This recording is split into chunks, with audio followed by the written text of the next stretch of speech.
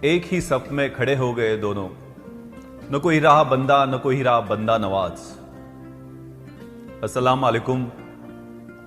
रमजान बस आ ही गए हैं, पर कोरोना के असर में है, इसलिए कई तरह के सवाल है।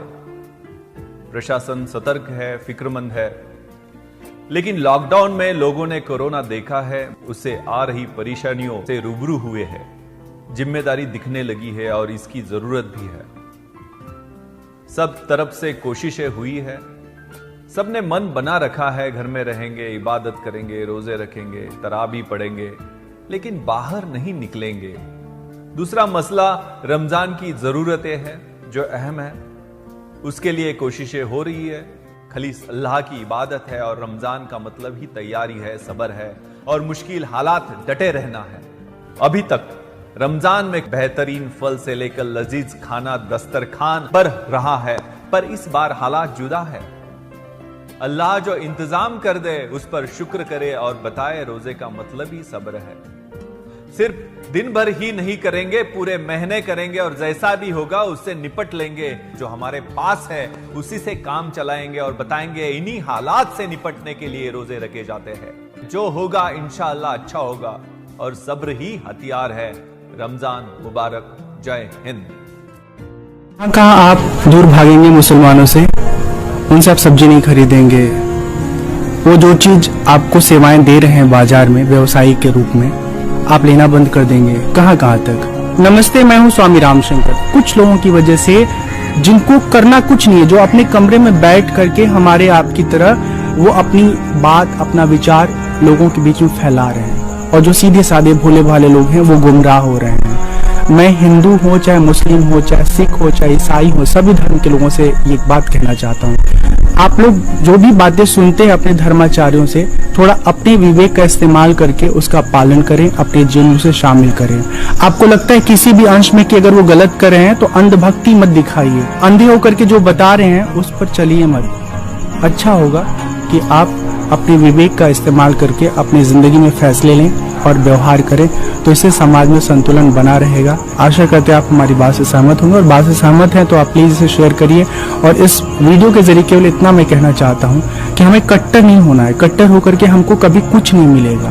हमारी जिंदगी में बहुत सारे ऐसे लोग हैं जिनका योगदान रहा है। कभी आप याद करिए उन लोगों को कि जब आप स्कूल में जाके पढ़ रहे थे तो कई सारे हिंदू मास्टरों में आपको मुस्लिम मास्टर भी आपको शिक्षित किए हैं, तो उनका आपके जीवन पर, हमारे जीवन पर ऋण है।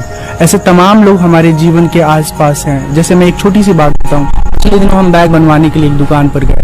वहां पर उन्होंने बैग बनाया और बहुत विनम्रता से हमसे पूछा कि आपकी कुटिया कहाँ है, कहाँ रहते हैं। तो मैंने बताया उनको सारी बात। वो बोले हम आपके पास आके रहना चाहते। फिर उन्होंने कहा कि मैं तो मुस्लिम हूँ।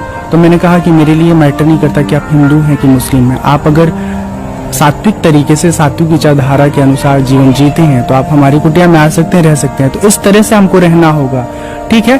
रावण तब भी थे, रावण अब भी है। राम तब भी थे, राम अब भी है। मैं राम और रावण को एक विचारधारा के रूप में देखता हूँ, और इस हिसाब से मैं बात कहना चाहता हूँ कि जो रावण है उसका विरोध होना चाहिए, जो रावण का अनुयायी है उसका दमन होना चाहिए, और जो राम के विचारधारा को, शालीनता को, सभ्यता को और उनके शौर्य को जो स्वीकार करता है उसका अनुसरण होना चाहिए। धन्यवाद, नमस्कार, प्रणाम। अस्सलाम वालेकुम।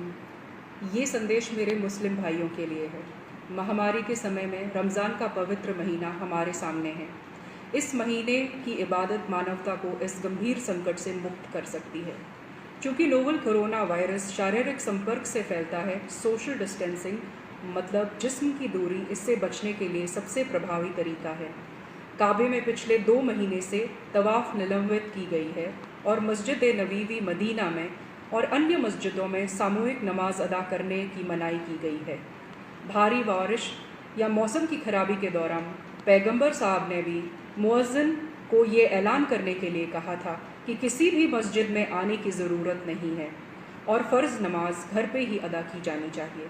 आप लोग ये याद रखें कि कोरोना की महामारी ख़राब मौसम की तुलना में कई गुना ज़्यादा ख़तरनाक है। ये भी याद रखें कि इस वक्त लापरवाही भरे व्यवहार से अगर किसी को नुकसान या किसी की मौत हो जाती है तो कानूनी तौर पर तो ये एक गंभीर अपराध होगा ही, और इस्लाम के मुताबिक ये बहुत बड़ा गुनाह होगा। हमारी लापरवाही के गंभीर सामाजिक नतीजे भी हो सकते हैं। आइए उन गलतियों को ना दोहराएं जिससे हमारे मजहब, हमारे समुदाय, हमारे शहर या हमारे राज्य को संदेह या शत्रुता की नज़र से देखा जाए। लॉकडाउन और सामाजिक दूरी का पालन करें। रमज़ान के महीने में हम में से कई भाई तरावीह की नमाज के लिए उत्सुक होंगे। हम जानते हैं कि ये फ़र्ज़ नहीं है। जब मस्जिद में जमात के फ़र्ज़ नमाज अदा नहीं हो रही है तो तरावीह के लिए मस्जिद में जाने का कोई कारण नहीं है। कृपया याद रखें कि तरावीह एक तरह से तहज्जुद या कलामुल लैल है। अन्य दिनों की तरह इसे भी घर में एकांतता में अदा किया जा सकता है और ऐसी गंभीर परिस्थिति में तो इसको घर पे ही अदा किया जाना चाहिए। हदीस और इस्लामी परंपराओं के अनुसार महामारी, युद्ध और मानव संकटों के समय में, साथ ही अगर उनमें से किसी खतरे से डर है तो मुसलमान घर पर नमाज अदा कर सकते हैं। बहनों और भाइयों, मानवता एक गहरे संकट से गुजर रही है। गरीबी और भूख जनता को परेशान कर रही है।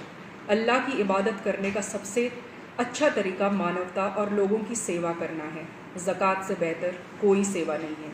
आइए इस रमज़ान में भूखे को खाना खिलाकर, ज़रूरतमंदों की मदद करके और दूसरों की जान बचाकर इस इबादत भरे महीने को और पवित्र बनाएं। रमादान करीम। साथियों, रमजान का भी पवित्र महीना शुरू हो चुका है। जब पिछली बार रमजान मनाया गया था तो किसी ने सोचा भी नहीं था कि इस बार रमजान में इतनी बड़ी मुसीबतों का भी सामना करना पड़ेगा।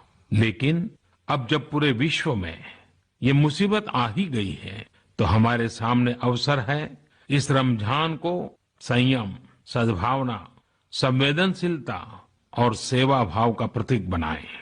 इस बार हम पहले से ज्यादा इबादत करें ताकि ईद आने से पहले दुनिया कोरोना से मुक्त हो जाए और हम पहले की तरह उमंग और उत्साह के साथ ईद मनाएं।